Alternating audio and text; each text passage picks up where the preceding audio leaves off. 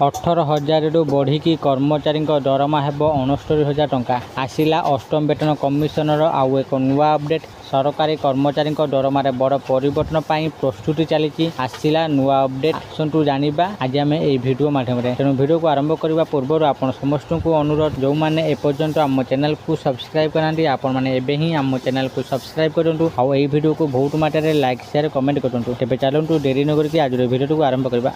अष्टम वेतन कमिशन निकट में सुपारिश दाखल कर शेष तारीख जून 15 थिला। कमिशन एवं कर्मचारी संगठन एवं पेंशन भोगी सह आलोचना करने विभिन्न राज्य गस्त करेंगे। रिपोर्ट मे 2027 सुधा दाखल होबार आशा करा जाउछि। कर्मचारी संगठन गुड़िक 3.83 फिटमेंट फैक्टर दाबी करुछन्ति, जहाँ मंजूर हेले केंद्र सरकारी कर्मचारी एक गुरुत्वपूर्ण दरमा वृद्धि हो पारे। केंद्र सरकारी कर्मचारी एवं पेंशन भोगी दरमा एवं भत्ता संशोधन पर गठित अष्टम वेतन कमिशन नुआ अपडेट सामना को आसी।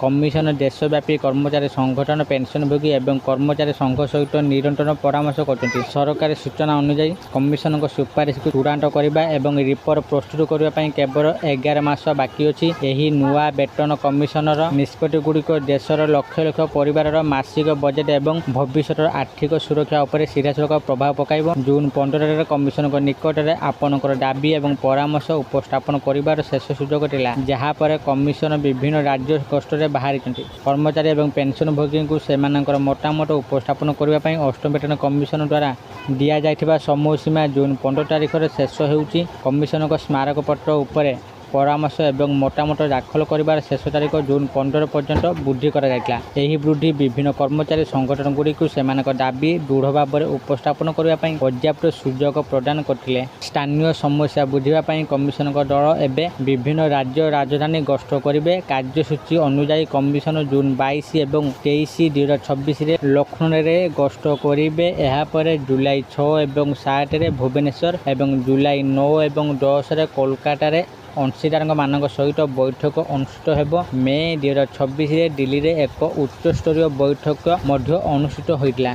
चूड़ांत रिपोर्ट केबे आसीबो, सुपारिश गुड़िक केबे कार्यकारी हेबो। केंद्र सरकार जानुआरी 2025 रे अष्टम वेतन कमिशन को अनुमोदन करथिले। परवर्ती समय एहार TOR 28 अक्टोबर 2025 रे कैबिनेट अनुमोदन पाइला एवं आयोग 3 नवेम्बर 2025 रे आनुष्ठानिक भाव में गठित हैला। नियम अनुसार कमिशन गठन तारीख 18 मास मध्य हठात 2027 मे सुधा सरकार को तांकर चूड़ांत रिपोर्ट दाखल करने को पड़ो।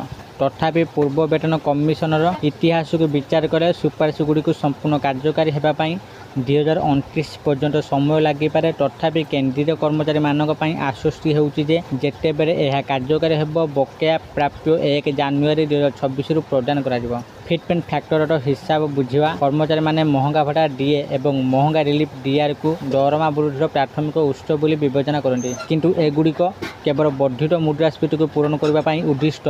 एप्रिल 2026 रे सरकार एगुड़ी को 2% वृद्धि करते, जहाँ से मौलिक दरमार 60% करथिला। दरमार प्रकृत गुरुत्वपूर्ण वृद्धि फिटमेंट फैक्टर को आसी थाए, जहाँ द्वारा नुआ दरमा गठन सृष्टि करने वर्तमान मौलिक दरमा को गुणन कराए। षष्ठ वेतन कमिशन यह 1.86 थिला एवं सप्तम वेतन कमिशन यह 2.57 को वृद्धि करा जायतिला।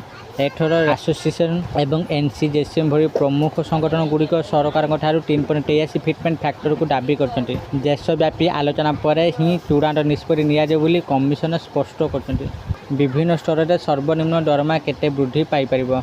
यदि सरकार कर्मचारी संघर यही दाबी को ग्रहण करते तेबे कर्मचारी मानकर टेक होम सैलरी यथेष्ट वृद्धि घटिबा दरमा स्तर पर आधारित संभाव्य प्रभाव निम्नलिखित भाव में होइपारे।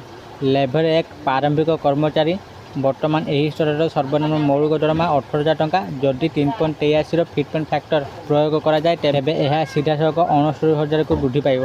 लेवल 10 ऑफिसर श्रेणी सप्तम वेतन कमिशन अनुसार से सर्वनिम्न मौलिक दरमा 56,100 टंका स्थिर करा जायछि। नुआ फिटमेंट फैक्टर आधार में यही परिमाण 2.15 लाख टंका पर्यंत पहुंची पारे। सेहीपरि लेवल 18 उच्च अधिकारी यही स्तर में अधिकारी वर्तमान मौलिक दरमा 2.5 लाख 3.83 गुणन कारक प्रयोग हेबा सहित से नुआ मौलिक दरमा प्रति मासरे 9.6 लाख हेबो।